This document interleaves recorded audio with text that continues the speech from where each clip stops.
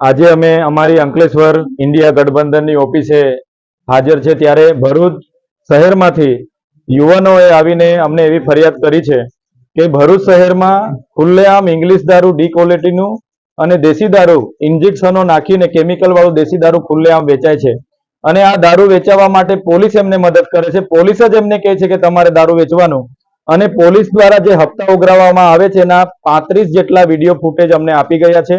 એમાં LCB, SOG અને બી ડિવિઝનના તમામ પોલીસ અધિકારીઓ હજારો લાખોના હપ્તાઓ લેતાના આ વિડીયો ફૂટેજ અમારી પાસે આવ્યા છે. ત્યારે અમે સરકારને કહેવા માંગીએ છીએ, દારૂબંધીના નામે કરોડો રૂપિયાનો ખર્ચો થાય છે.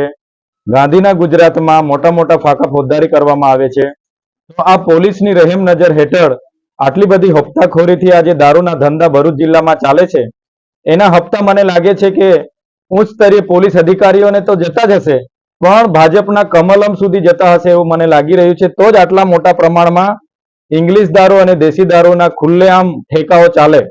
સરકાર અને પોલીસ તંત્રને અમે કહેવા માંગીએ છીએ, જો આ ઠેકાઓ અને પોલીસે જે પણ લોકો આમાં હપ્તાખોરીમાં જોડાયેલા છે એમના પર જો કાયદેસરની કાર્યવાહી નહીં કરવામાં આવશે, જો યોગ્ય કાર્યવાહી અધિકારીઓ પર કરવામાં નહીં આવશે, દિન 7 પછી અમે રોડ પર પણ ઉતરીશું, એ ઠેકાઓ પર જનતા રેડ પણ કરીશું અને આવનાર દિવસોમાં ખૂબ મોટું આંદોલન થશે. એટલે જ અમે કહીએ છીએ કે ગાંધીના ગુજરાતમાં આ દારૂ બંધી થવી જોઈએ અને જે પણ લોકો આ ઠેકા ચલાવે છે એમના પર, જે પણ લોકોએ હપ્તા લીધા છે એમના પર કાયદેસરની કાર્યવાહી કરવામાં આવે.